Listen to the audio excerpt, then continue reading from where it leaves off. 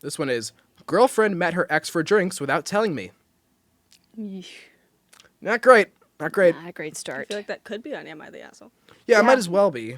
So in this story, the man is 40 male and the girlfriend is 37 female. So back in January, my girlfriend had a job in Australia for a couple weeks. One day, while she was there, I spoke to her from home. I'm in the UK. It was 7 a.m. there, and she looked hungover. Turns out, she'd been out drinking with a guy she went traveling with when she was 18. I was a bit taken aback, but I didn't say much. When she came back and we were talking about her trip, I asked her to see some of her photos. As I was looking through them, she kind of froze up. Then I noticed a picture of her and a guy sitting at a bar together. Noticing her body language, I brought it up later that day. I asked her about the guy. I asked if she had been in a relationship with him, and she said yes. I asked if she had slept with him back then, and she said yes. She told me it wasn't a big deal. It was 18 years ago, and it's not like she meant to leave out all of the details. I told her how it made me feel, and it turned into an argument. She raised her voice and said, "What do you want me to say? Do you want me to say sorry?" And I was like, "Yes." Then she said, "Okay, I'm sorry then." Fast forward to last week, I've started seeing a therapist. Guess why? Trust issues. And this came up again. She got defensive and said, "If I never told you for your fear of reaction, then that sounds like a you problem." If I never told you for fear of your reaction, then that sounds like a you problem.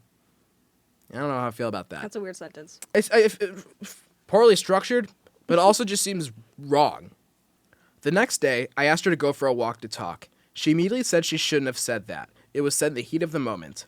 I can't remember if she actually said sorry or not, but she did finally admit it was a shitty thing to do, not telling me beforehand and only admitting it was an ex after I asked. I told her she had betrayed my trust. She also said she didn't tell me in advance because we had just gotten back together and she thought it could affect things. But she said she would have gone to meet him regardless of what I said. Okay. Now, I'm struggling to figure out what's real and what's not. With how she reacted back in January and how flippant she was, I've spent 5 months feeling guilty for feeling betrayed. Only now does it feel like she's taking any real responsibility for it. We had a huge argument this past weekend. Alcohol was involved. It all came to a head when she had a go at me for not trusting her. I lost it. I shouted at her, saying she didn't even know what trust means. We only just got back in touch today. We're meeting next week. She told me she felt really scared when I shouted aggressively at her. To be honest, I'm not proud of my reaction, but I was just floored that she used my lack of trust against me like that. I'm not sure I see a way back for us, to be honest. So that's the first story. Ooh. I think they're pretty toxic together. Yeah. There's layers gonna- to that yeah. one.